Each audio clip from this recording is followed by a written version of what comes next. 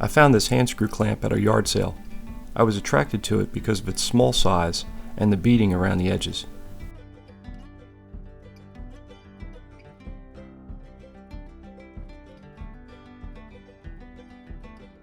I also like the brass ferrules on the handles.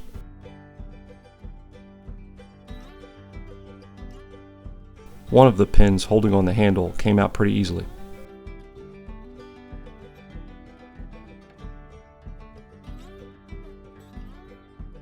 The other handle was damaged under the ferrule, and I was able to remove it without removing the pin. The pin was pretty badly mangled. I cleaned up the threads on the ends of the screws before attempting to fully disassemble the clamp.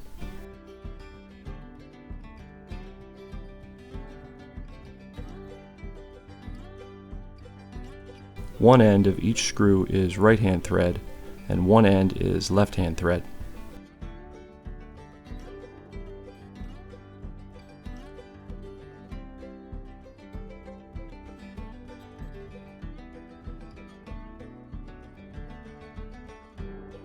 I cleaned up the threads using both the coarse and fine wire wheels.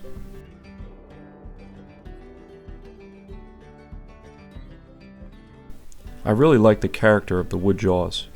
Instead of sanding, I decided to give them a deep cleaning with superfine steel wool and mineral spirits.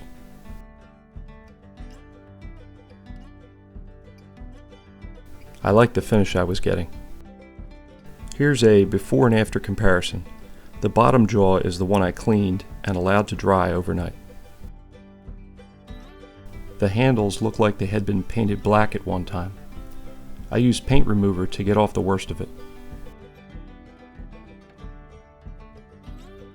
I decided to try something new on the damaged handle. This is JB Weld Wood Repair Epoxy. I wrapped some wax paper around a dowel to hopefully keep the epoxy putty from pushing into the hole. The directions said to cut a piece off and knead it together.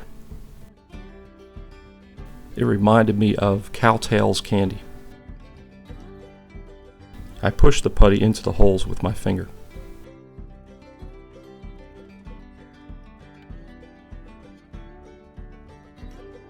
I let the putty dry overnight.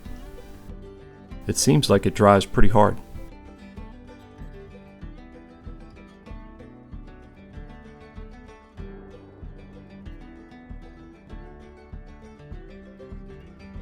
And it looked like my wax paper trick worked. I sanded down the epoxy and drilled new pinholes in a different spot. Getting the new holes in the wood handle to match the existing holes in the brass ferrule was not easy. I sanded the handles down to 320 grit.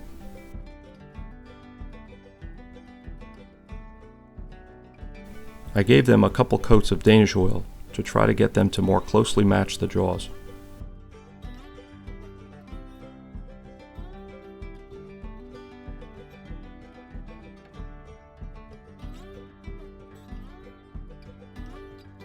It just so happened that the barrel nuts fit inside the ferrules. I was able to use them to straighten out the tops.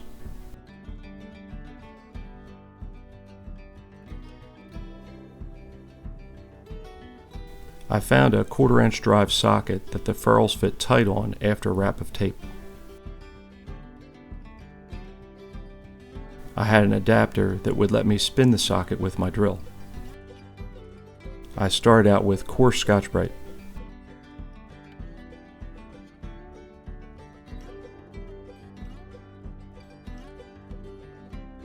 After 3 grades of Scotch-Brite, I had the ferrules looking pretty good. Chuck was super excited. He's been waiting and waiting for that old tube of flitz to run out so we could open the new big tub. I figured I might as well use my drill setup for the flitzing. Look how happy Chuck is perched on top of that new tub of flitz. Here's a before and after comparison. Polishing brass is fun.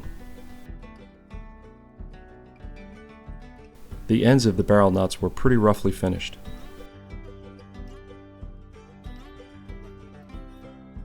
I used my 1x30 belt sander to take out the worst of the scratches.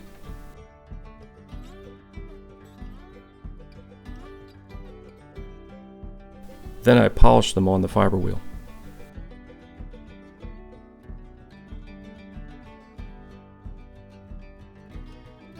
Chuck was having lunch, so I flitzed the barrel nuts without him.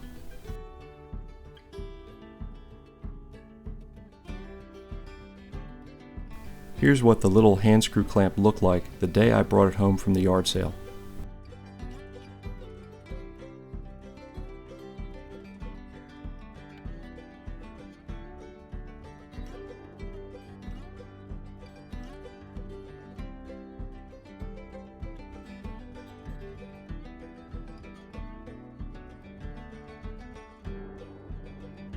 I'm pleased with how I was able to preserve the character of the wood jaws.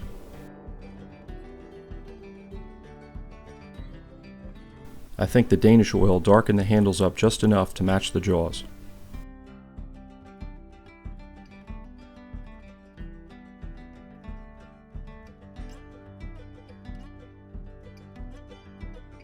I glued the ferrules in place with clear epoxy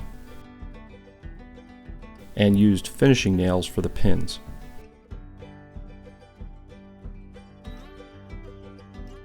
I protected the ferrule with a strip of aluminum soda can. Thanks, Scoutcrafter. I snipped them off close and filed them down. Then I very carefully peened the ends of the pins.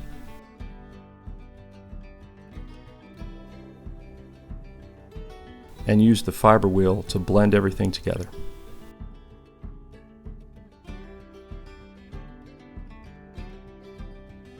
I gave the clamps several coats of paste wax.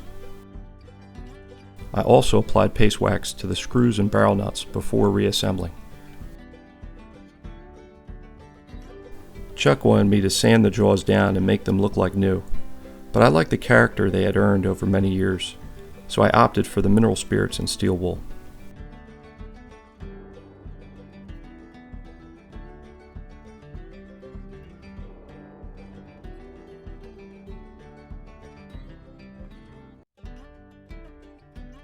The only possible identifying mark I found on the clamp was this faint stamp. I have no idea if it is a clue to the maker or not. I hope you enjoyed the video. Thanks for watching. Here's how I've had success operating this type of clamp. I start out with the jaws closed and sort of unravel it. If you do it right, the jaws stay parallel. Then I turn both handles at the same time to tighten it up. You can create a lot of clamping force with one of these.